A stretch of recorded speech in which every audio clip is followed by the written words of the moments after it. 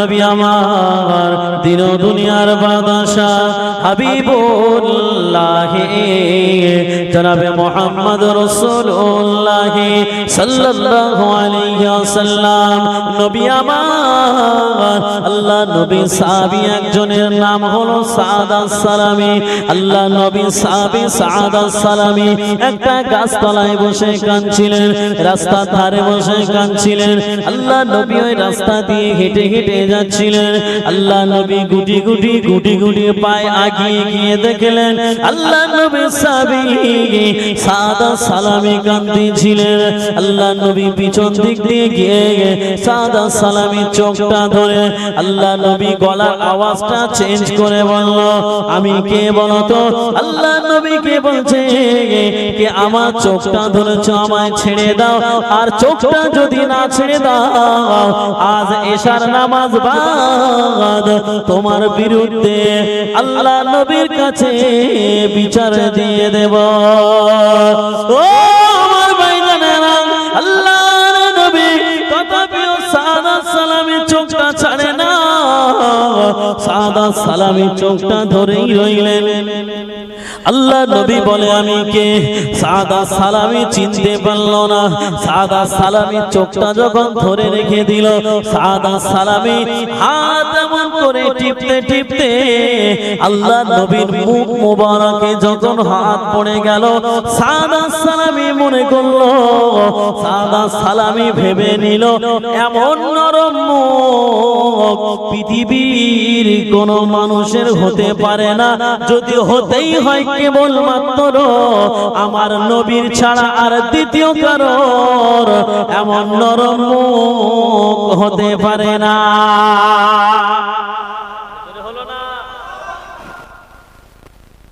যদি হতেই হয় এমন নরম মুখ কেবলমাত্র আমার নবীর মুখ মুবারক ছাড়া কারোর এত নরম মুখ হতে পারে না। সাদ আস-সালামী চিনতে পেরে গেল মুখে হাত দিয়ে যে আপনি তো আল্লাহর নবী। আল্লাহর নবী চিনতে পেরে গেছে। যখন চিনতে পেরে গেছে, সাদ আস-সালামী হাত দুটো ধরে পিছন দিক দিয়ে টান দিল।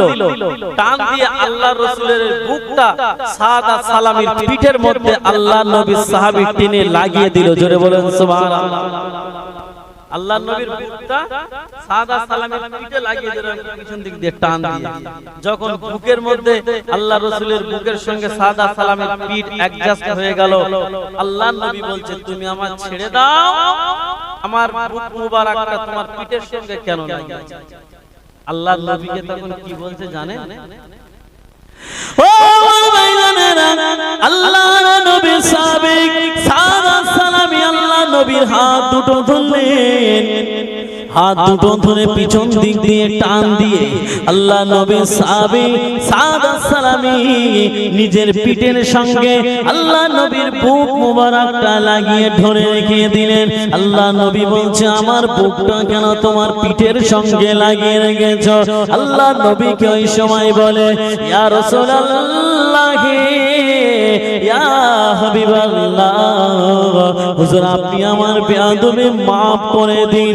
আমি কেন আমার পিঠের সঙ্গে আপনার বুক মুবারকটা লাগিয়েছি তার মধ্যে যথেষ্ট কারণ লুকিয়ে রয়েছে।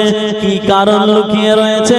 আল্লাহ নবীকে বলতে লাগে ইয়া রাসূলুল্লাহ, ইয়া হাবিবাল্লাহ, ইয়া রাসূলুল্লাহ, ইয়া হাবিবাল্লাহ, হুজুর আমার আত্মবিশ্বাস কিয়ামতের দিন যদি কোনো কারণ বশত আমার জাহান্নামে যেতে হয়, কিয়ামতের ময়দানে আপনার এই বুক মুবারকটা আমার পিঠের সঙ্গে লাগার কারণে কিয়ামতের দিনে যদি জাহান্নামে আমি চলে যাই, আমার পিঠের মধ্যে জাহান্নামের আগুন স্পর্শ করবে না।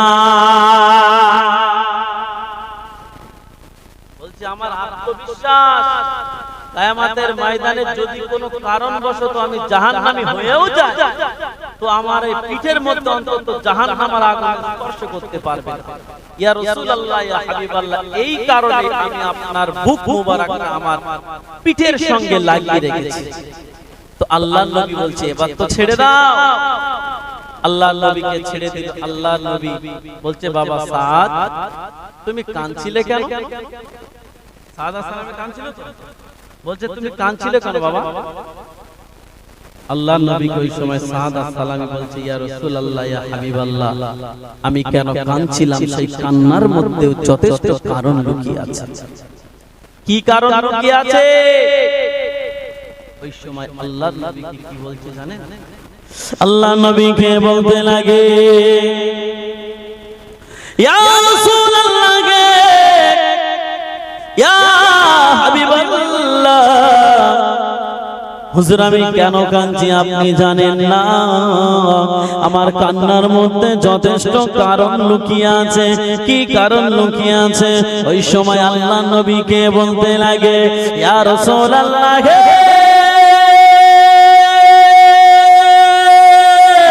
ইয়া হাবিবাল্লাহ, আমি কাঁদছিলাম আজ আমার যথেষ্ট বিয়ের বয়স হয়ে গেছে, কিন্তু পৃথিবীর কোন মানুষ, কোন মেয়ের বাপ, আমি সাদা সালামি, আমি কালো বলে কোন মেয়ের বাপ তাদের মেয়ে আমি সাদা সালামি আমার সাথে বিয়ে দেয় না। বলছে কোন মেয়ের বাপ আমি সাদা সালামি কালো বলে কোন মেয়ের বাপ আমার সঙ্গে বিয়ে দেয় না, আমার সঙ্গে বিবাহ দেয় না। ইয়া রাসূলুল্লাহ, ইয়া হাবিবাল্লাহ, আমার তো যথেষ্ট বিয়ের বয়স হয়ে গেছে, আজ মেয়ের বাপ আমাকে মেয়ে দেয় না, বিয়ে দেয় না। আমি এই মনের ব্যথা বেদনা নিয়ে আমি গাছতলায় বসে কাঁদছি। ও ভাইজানেরা, আল্লাহর নবী সাদা সালামীকে বলে, বাবা সাদ, তোমার কি কোনো মেয়ে পছন্দ করা আছে? তাহলে আমার সঙ্গে বলো। আল্লাহ নবীকে ওই সময় বলে, ইয়া রাসূলুল্লাহ, ইয়া হাবিবাল্লাহ, আমাকে কোন মেয়ে পছন্দ করবে? আমার দেখতে খারাপ, আমি বেটে, আমার গায়ের রং কালো, আমার দাঁতটা উঁচু, আমার ঠোঁটটা ঝোলা, আমার পা ফাটা, আমার দেখতে খারাপ, আমার ডায়েস খারাপ, কে আমাকে পছন্দ করবে? ইয়া রাসূলুল্লাহ, ইয়া হাবিবাল্লাহ, কোন মেয়ে আমার পছন্দ করে না, আর আমি আমার কোন মেয়ে পছন্দ করে রাখি না। বলছে আমার দেখতে খারাপ, আমি কালো, আমার পা ফাটা, আমার ঠোঁট ঝোলা, আমার দাঁত উঁচু, আমার গায়ের রং কালো, আমার ডায়েস খারাপ, কে আমাকে বিয়ে দেবে? কে আমার সঙ্গে সম্পর্ক করবে? ইয়া রাসূলুল্লাহ, ইয়া হাবিবাল্লাহ, কোন মেয়ে আমি পছন্দ করি না। আল্লাহর নবী বলছেন, তাহলে কোন মেয়ে কি তোমার চয়েস আছে যে এই মেয়েকে পছন্দ করলে ভালো হয় বা এই মেয়েকে বিবাহ করলে ভালো হয়? আল্লাহর নবী বলছে যে তুমি যদি বলো যে অমুক মেয়ে পছন্দ, প্রস্তাব দেওয়ার দায়িত্ব তোমার, আর রাজি করানোর দায়িত্ব স্বয়ং আমি রাসূলুল্লাহ আমার। জোরে বলুন সুবহানাল্লাহ। আল্লাহর নবী কি বলছে? এটা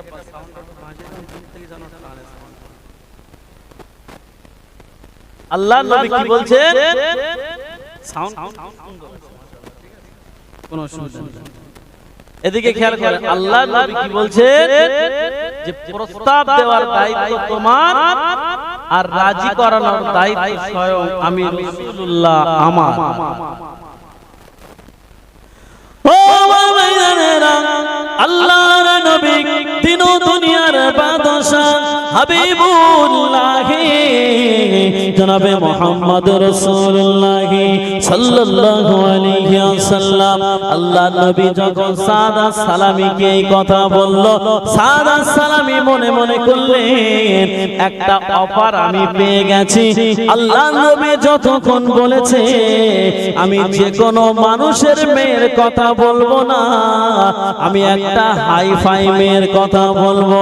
আল্লাহ নবী সাদ, আল্লাহ নবী সাহাবী সাদ সালামি ওই সময় বলল, ইয়া রাসূলুল্লাহ, ইয়া হাবিবাল্লাহ, আপনার একটা সাহাবী আছে যার বাড়ি হলো মদিনায়, সে কোটি কোটি কোটি কোটি টাকার মালিক।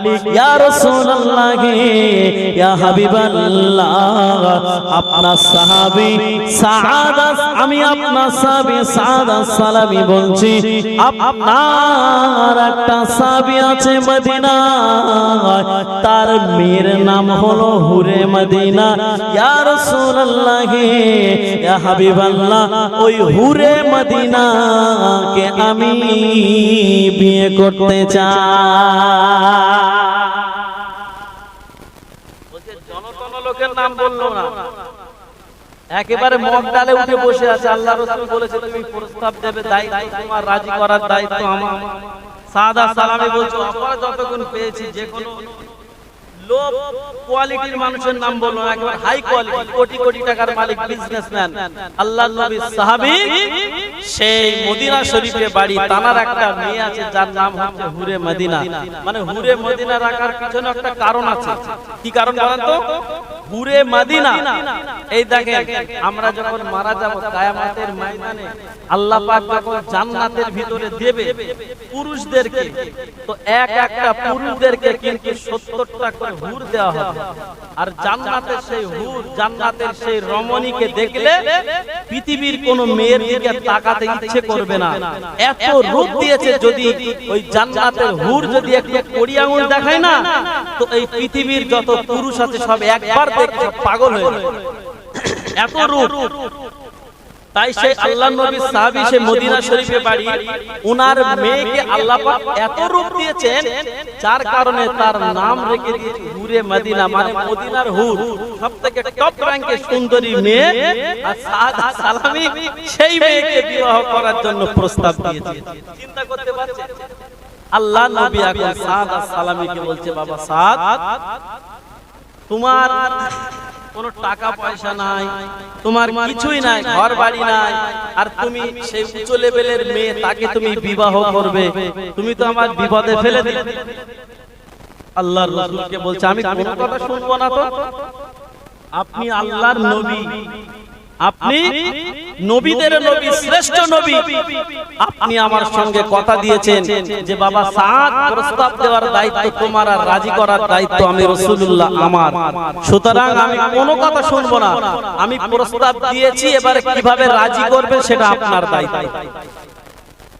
আল্লাহর নবী তো চিন্তায় পড়ে গেল যে তাই তো আমি বললাম, কিন্তু সাদ সালামি কি করবে? আল্লাহ নবী বলছে, ঠিক আছে, এক কাজ করো। কি কাজ? তুমি নিজে যাও মদিনা শরীফে আমার সাহাবীর বাড়িতে, গিয়ে বলো আল্লাহর নবী পাঠিয়েছে তোমার মেয়ের সঙ্গে বিবাহ করার জন্য, আল্লাহর নবী প্রস্তাব দিয়ে পাঠিয়েছে, আমি আপনার মেয়েকে বিবাহ করতে চাই। সাদ সালামি বলছে, ইয়া রাসূলুল্লাহ, আপনি আমার বিয়াদবি maaf করুন। কি করুন? বিয়াদবি maaf করুন। আমি এ কথা রাখতে পারবো না, কারণ আমার বাবা মা কেউ নাই, আপনি আমার অভিভাবক, আর আমার যদি ওখানে ধরে পিটায়, কে আমাকে মানে এ করবে, বাঁচাবে কে? আমি পারবো না যেতে, আপনি আমার ক্ষমা করে দেন। আল্লাহর নবী বলল, বাবা সাদ, তুমি যাও, আমি রাসূলুল্লাহ তোমার জন্য, আমি রাসূল এখান থেকে তোমার জন্য দোয়া করে দেব। জোরে বলুন সুবহানাল্লাহ। বলছে, বাবা সাদ, আমার দোয়া তোমার সঙ্গে আছে, তুমি চলে যাও। আল্লাহর নবী দোয়া করতে লাগলো। সাদ সালামি বিশ্ব নবীকে বলছেন, আমি যাচ্ছি, তবে একটা কথা বলি, যদি আমার ধরে ফেলে আমি কিন্তু বলবো আল্লাহর রাসূল পাঠিয়েছে। যদি আমার ধরে, হ্যাঁ, এটা ভয় স্বাভাবিক, এটা দেখতে খারাপ, দাঁত চোট, ঠোঁট ঝোলা, পা ফাটা, কালো, টাইস খারাপ, আর ওই সুন্দর টপ রঙের মেয়ে, তাকে বিয়ে করবে, এমনি মেয়ের বাপ তো রেগে যাবে। এই জামানায় আমাদের কথা ভাবেন তো, যদি কারোর ঘরে সুন্দরী মেয়ে থাকে, সে লোক খোঁজে, সরকারি চাকরি আছে কে তাকে খোঁজে। কি হলো? সরকারি চাকরি আছে কে, তেমন জামাই খোঁজে। যদি জামাই টাকলাও হয় কোনো অসুবিধা নেই, চাকরি করলে হবে। বুঝতে পেরেছেন? তাই এখনকার জামানায় যদি সরকারি চাকরি খোঁজে সেই জামানায় কোটি কোটি টাকার মালিক, তাহলে তানার মেয়েকে বিয়ে দেবে ওরকম একটা ছেলের হাতে? তো সাদা সালামি গুটি গুটি পায় আল্লাহ রাসূলের কথা অনুযায়ী চলতে লাগলো। ও আমার ভাইজানেরা, ও সোনার মানিকেরা, আল্লাহর নবী সাদা সালামি আল্লাহ নবীকে বলতে লাগে, ইয়া রাসূলুল্লাহ, ইয়া হাবিবাল্লাহ, হুজুর আপনি আমার জন্য দোয়া করুন। আমি চলতে লাগলাম, সাদা সালামি গুটি গুটি গুটি গুটি পায়ে চলতে লাগলো। আল্লাহ নবী সাহাবী সাদা সালামি গুটি গুটি পায়ে মদিনা শরীফে পৌঁছে গেল। মদিনা শরীফে পৌঁছে গিয়ে দরওয়াজায় নক করলো, কে বাড়িতে আছো? বেরিয়ে আসো। বাড়ি থেকে তো কেউ বার হয় না। অনেক সময় পর আল্লাহ নবী সেই সাহাবী, কোটি কোটি টাকার মালিক, ওই সাহাবী চলে আসলেন।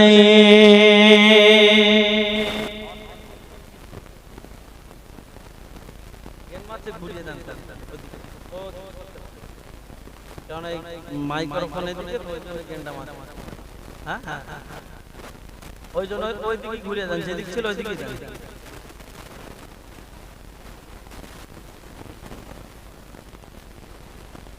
আচ্ছা ঠিক আছে, এবার এবার কারো কানে লাগে।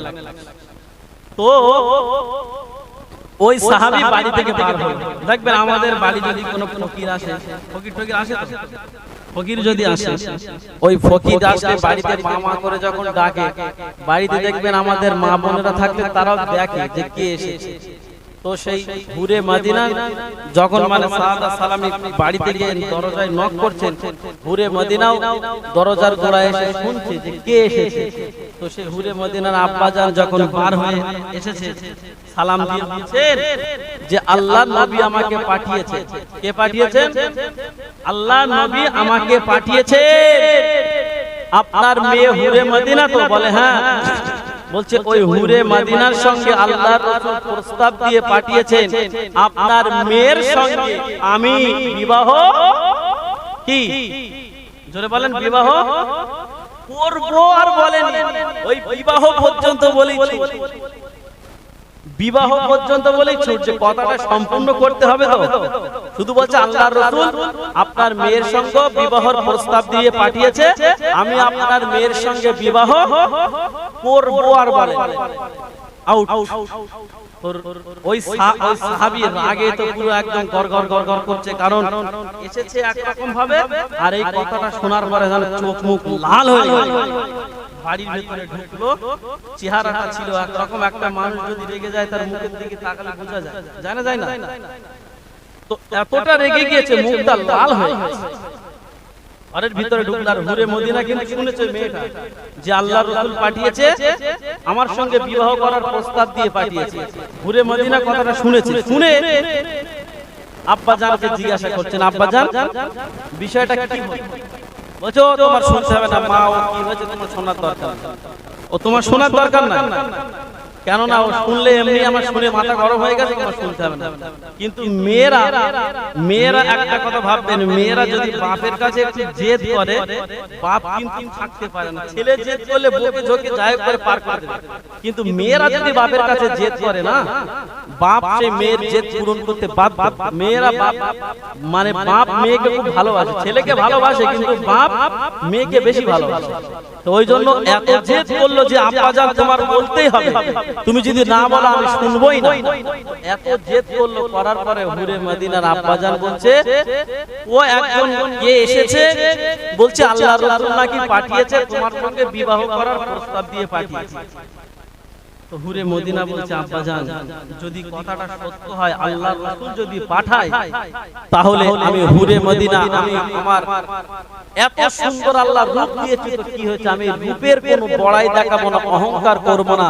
যদি সত্যিকারের আল্লাহর রাসূল পাঠায়, আমি ওই ছেলেকেই বিবাহ করব। জোরে বলুন সুবহানাল্লাহ। আচ্ছা দোয়াটা কার? দোয়াটা কার? কে দোয়া করছে দিক থেকে? এই যে মেয়েটা রাজি হলো কার দোয়ার ওসিলায়? আমার নবীর দোয়ার ওসিলায়। কেন? রাসূল বলেছেন তুমি যাও, আমার দোয়া তোমার সঙ্গে আছে। ও আমার ভাইজানেরা, ও সোনার মানিকেরা, আল্লাহর নবী দিন ও দুনিয়ার বাদশাহ হাবিবুল্লাহ জনাবে মুহাম্মদ রাসূলুল্লাহ সাল্লাল্লাহু আলাইহি ওয়াসাল্লাম নবী আমার ওই সময় সাদা সালামের জন্য দোয়া করলো। ঘুরে মদিনা রাজি হয়ে গেল। আল্লাহ নবী সাহাবী ঘুরে, আল্লাহ নবী সাহাবী তানার মেয়ে ঘুরে মদিনা আব্বা জানকে বলছে, আব্বা জান যদি আল্লাহ নবী পাঠিয়ে থাকে এই বিয়েতে আমি রাজি হয়ে গেলাম। ও আমার ভাইজানেরা, ওই সময় ঘুরে মদিনার আম্মা জান চলে আসলো। মা কি হয়েছে? ওই সময় আম্মা জানকে মেয়ে বলতে লাগে, ও আমার আম্মা জান, আল্লাহ নবী নাকি আমার সঙ্গে বিয়ের প্রস্তাব দেওয়ার জন্য একটা ছেলেকে দিয়ে পাঠিয়েছে। আম্মা জান একদিন রূপ, একদিন যৌবন, একদিন রং ভরা যৌবন জঙ্গলে শেষ হয়ে যাবে, যৌবন শেষ হয়ে যাবে, রূপ শেষ হয়ে যাবে, কিন্তু রাসূলের ভালোবাসা যদি অন্তরের মধ্যে আমি জাগা করে নিতে পারি, আমার ইহকাল পরকাল দুই কাল আমার জন্য ধন্য হয়ে যাবে। ও আমার আম্মা জান, ও আমার আম্মা জান, আম্মা জান, আল্লাহ নবী যদি পাঠায় এই বিয়েতে আমি ঘুরে মদিনা রাজি হয়ে গেলাম। আর তোমরা যদি রাজি না হও, আমার যথেষ্ট বিয়ের বয়স হয়েছে, আমি ঘুরে মদিনা আমি নিজে গিয়ে আল্লাহর রাসূলের কাছে এই বিবাহর অনুমতি দেব। হবে না? সুবহানাল্লাহ।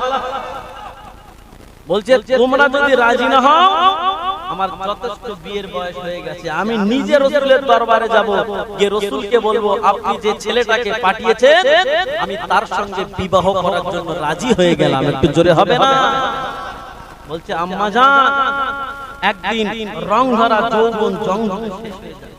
আম্মা জান এই রূপ একদিন যখন বয়স হয়ে যাবে শেষ হয়ে যাবে, কিন্তু রাসূলের প্রেম, আল্লাহ আল্লাহ রাসূলের প্রেম যদি অন্তরে আমি জাগা দিতে পারি, আমার ইহকাল পরকাল দুই কাল আমার জন্য ধন্য হয়ে যাবে। জোরে বলুন সুবহানাল্লাহ। যখন এই কথা বলল, ঘুরে মদিনার আম্মা জান এই বিবাহতে রাজি হয়ে গেল। জোরে বলুন সুবহানাল্লাহ। ও আমার ভাইজানেরা, আল্লাহর নবী দিন ও দুনিয়ার বাদশাহ হাবিবুল্লাহ জনাবে মুহাম্মদ রাসূলুল্লাহ সাল্লাল্লাহু আলাইহি ওয়াসাল্লাম নবী আমার এত দোয়া করলো, ঘুরে মদিনা রাজি হয়ে গেল, তার আম্মা জানও রাজি হয়ে গেল। যদি মা মেয়ে রাজি হয়ে যায় আর বাপ কি করবে? ওই সময় ঘুরে মদিনার আম্মা জান বলল, আমার মেয়ে রাজি, মেয়ের মা রাজি, কিয়া করেগা কাজী, আমিও হয়ে গেলাম রাজি। বলছে যে বিয়ে করবে সেই মেয়ে রাজি, মেয়ের মা রাজি, তো কিয়া করেগা কাজী, আর আমিও হয়ে গেলাম বিয়েতে রাজি। আল্লাহর নবী সাহাবী এইবারে চলতে লাগলো আল্লাহর রাসূলের দরবারে। আল্লাহর রাসূলের দরবারে যাবে এমন সময় দেখতে পাচ্ছেন, এমন সময় দেখতে পাচ্ছেন যে দূর থেকে ওই সেই হুরে মদিনার আব্বা জান আসে, আর সাদা সালামি বলছে, ইয়া রাসূলুল্লাহ, ইয়া হাবিবাল্লাহ, আপনি প্রস্তাব দিতে বলেছিলেন, আমি প্রস্তাব দিয়ে চলে এসেছি। বলছে কি বলেছিলেন? বলছে ইয়া রাসূলুল্লাহ, আমি বলেছিলাম যে আপনার মেয়ের সঙ্গে বিবাহ দেওয়ার জন্য আল্লাহর রাসূল প্রস্তাব দিয়ে পাঠিয়েছেন, আমি আপনার মেয়েকে কি, আল্লাহ রাসূল বলছে মেয়েকে কি, কিছু বলে না। বলছে কি আমি আর কিছু বলি, বলছে আমি আর কিছু বলিনি, যে মেয়েকে বিবাহ করব তুমি এত বলনি? বলছে না আমি আর কিছু বলি। বলছে কি ছেলে তোমাকে পাঠালাম বিয়ের প্রস্তাব দিতে, পুরো কথা না বলে চলে এসেছো? বলছে না আমার ভয়তে হাত কাঁপছিলাম, ভয়তে দৌড়ে পালিয়েছি। তো দূর থেকে আসছে যখন দেখতে পাচ্ছে বলছি ইয়া রাসূলুল্লাহ ইয়া হাবিবাল্লাহ ওই আসছেন, এবারে আমাকে কিন্তু পিঠের চামড়া তুলবে, আমি আপনার পিছনে লুকিয়ে রয়েছি। আল্লাহর নবীর পিছনে লুকিয়েছে। একটু দরুদ শরীফ পড়েন, আল্লাহুম্মা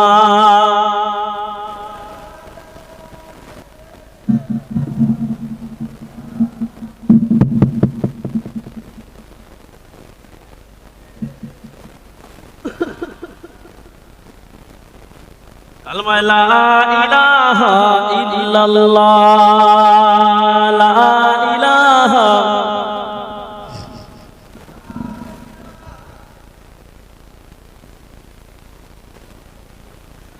বিরহে দিল পুড়ে সরখান যে আমার ইয়া রাসূলুল্লাহ,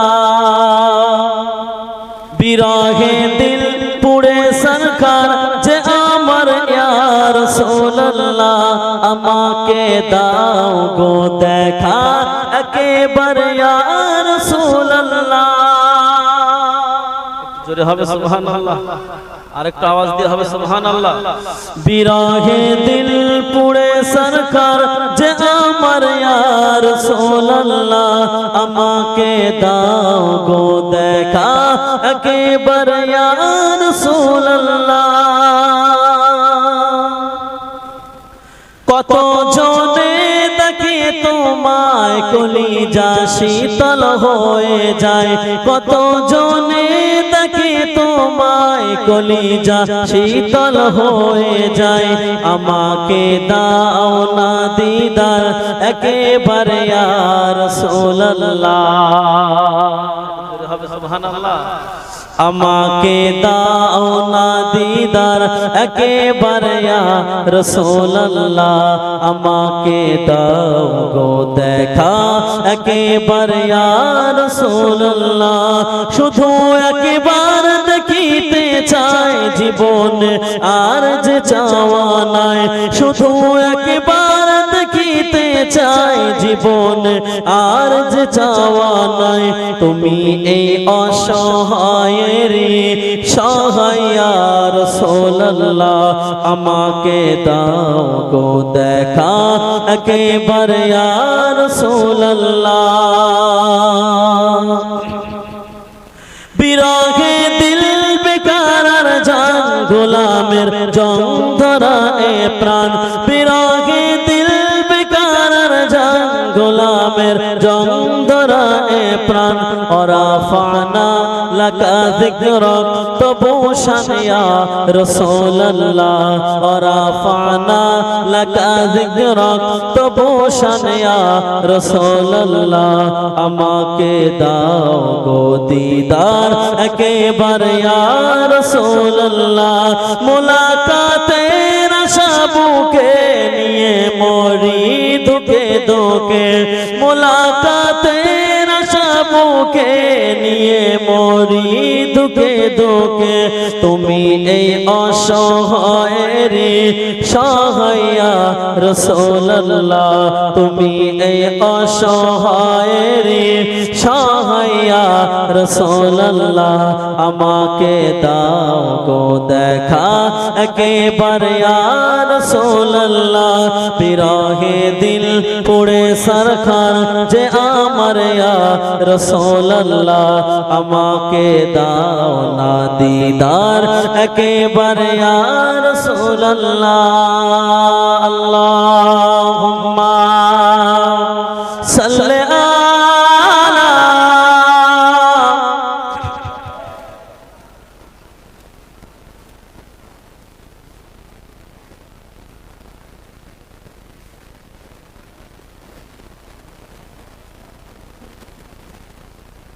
তো বাবাজি, আপনাদের কি ওয়াজ ভালো লাগছে নাকি বন্ধ করে দেব? বলেন, আপনারা বলেন, ওয়াজ ভালো লাগছে? কই দেখি কষ্ট হচ্ছে আপনাদের? কই দেখি একটু হাত উঁচু করেন তো, কার কার কষ্ট হচ্ছে?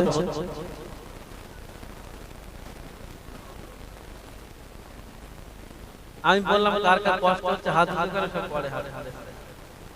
আচ্ছা, কার কার ভালো লাগছে একটু হাত উঁচু করে তাকবীর দেন। নারায়ে তাকবীর, নারায়ে তাকবীর। মহান ইসালে সব মহান ইসালের সভা নারায়ে তাকবীর নারায়ে তাকবীর মাশাআল্লাহ মাশাআল্লাহ খুব সুন্দর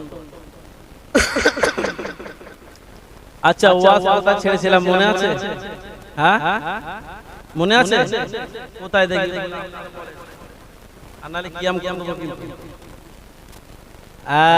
আল্লাহর রাসূলের পিছনে লুকিয়ে আছে যে ওই আসছে আমার পিঠের চামড়া খুলে ফেলবে আজকে তো আল্লাহর রাসূলের পিছনে লুকিয়ে আল্লাহর রাসূল বলছে লুকাতে হবে না তুমি বার হও না আল্লাহর রাসূলকে বলছেন না ইয়া রাসূলুল্লাহ আমি বার হব না আপনি যা করবেন করেন আমি আপনার পিছনে আছি আল্লাহর রাসূল সাদা সালামীকে বলছে তুমি এখানে দাঁড়াও তোমার কিচ্ছু করবে না রাসূল বলছে কিচ্ছু করবে না ভয়ের কারণ নয় দাঁড়াও না সাদা সালামী চুপচাপ মেরে দাঁড়িয়ে আছে আল্লাহ নবীর কাছে আল্লাহ নবী সাহাবী চলে আসলেন আল্লাহ নবীকে সালাম দিয়ে বলছেন আসসালাতু ওয়াসসালামু আলাইকা ইয়া রাসূলুল্লাহ ইয়া হাবিবাল্লাহ হুজুর আপনি কি কোন ব্যক্তিকে আমার কাছে পাঠিয়েছিলেন বিয়ের প্রস্তাব দেওয়ার জন্য আল্লাহ নবীকে যখন এই কথা বলছে আল্লাহ নবী বলে হ্যাঁ আমি পাঠিয়েছি আল্লাহ নবীকে ওই সময় বলে ইয়া রাসূলুল্লাহ ইয়া হাবিবাল্লাহ হুজুর আমি আপনার সঙ্গে কথা দিলাম আপনি যাকে পাঠিয়েছেন আমার মেয়ের সঙ্গে বিবাহ দেওয়ার জন্য এই বিয়েতে আমার মেয়েও রাজি মেয়ের মাও রাজি আমি আপনার সাহাবী আমিও বিয়েতে রাজি সাদা সালামী পিছন দিক থেকে বেরিয়ে এসেছে সাদা সালামী পিছন দিক দিয়ে বেরিয়ে এসেছে তাই তো তাহলে তো আর কোনো সমস্যা নাই আমি মদিনার হুর পেয়ে যাব কি পেয়ে যাবে মদিনার হুর পেয়ে যাব সাদা সালামী আনন্দ করছে আল্লাহর নবীকে বলছে ইয়া রাসূলুল্লাহ ইয়া হাবিবাল্লাহ তাহলে বিয়ের দিনখান ঠিক করে ফেলে আল্লাহর রাসূল একটা দিন নির্ধারিত করে দিল আর সাদা সালামী আনন্দে লাফাচ্ছে বিয়ে করবে আনন্দে লাফাচ্ছে যে কোনো মেয়ে আমার পছন্দ করে না আমি কোটি কোটি টাকার মালিক তার মেয়েকে বিয়ে করছি এটা তো আমার কত সৌভাগ্য তো আল্লাহ নবীর সাহাবী সাদা সালামী আনন্দে আত্মহারা আল্লাহ নবী বলছে অত আনন্দ করার দরকার নাই বলছে কেন ইয়া রাসূলুল্লাহ আল্লাহ নবী বলছে কি যে বিয়ে করতে গেলে তো অনেক কিছু খরচ খরচা লাগে শুধু লাফাতে হবে মোহরানার টাকা কোথায় আল্লাহ নবীকে বলছে ও আমি বলতে পারবো না মোহরানার টাকা কোথায় আপনি আমার বিয়ে দেবেন কিভাবে দেবেন আপনি জানেন আমি জানি না এখন এই কথা বলছে আল্লাহর রাসূল বলছে দেখো তুমি কিন্তু প্রত্যেকটা ধাপে ধাপে গিয়ে আমাকে কিন্তু একটা বিপদে ফেলে দিচ্ছ ওই মেয়েটার বিয়ে করার জন্য আমি তোমার জন্য দোয়া করেছি আমি বলেছি রাজি করার দায়িত্ব আমার আমি দোয়া করেছি আল্লাহর রহমতে তোমার বিয়েটা ঠিক হয়ে গেল এবারে তুমি মোহরানার টাকাটা অন্তত জোগাড় করো সাদা সালামী বলছে ইয়া রাসূলুল্লাহ আমি পারবো না আপনি খেতে দিলে আমি খাই আপনি পড়তে দিলে আমি পড়ি আপনি মাখতে দিলে আমি মাখি আপনি আমার অভিভাবক আপনি কি করবেন আমি ওসব কিচ্ছু জানি না আল্লাহ রাসূল বলছে তো আমার ভালো বিপদে ফেললেন আল্লাহ রাসূল বলছে যাও আমার সাহাবী ধনী সাহাবী চলে যাও হযরতে উসমানের বাড়িতে কার বাড়িতে হযরতে উসমানের বাড়িতে চলে যাও গিয়ে বলো আল্লাহর রাসূল পাঠিয়েছে 200 দিরহাম কে পাঠিয়েছে আল্লাহর রাসূল পাঠিয়েছে যাও 200 দিরহাম দিতে বলেছেন আল্লাহর রাসূল আমার নাম করে বলবে রাসূল পাঠিয়েছে 200 দিরহাম দিতে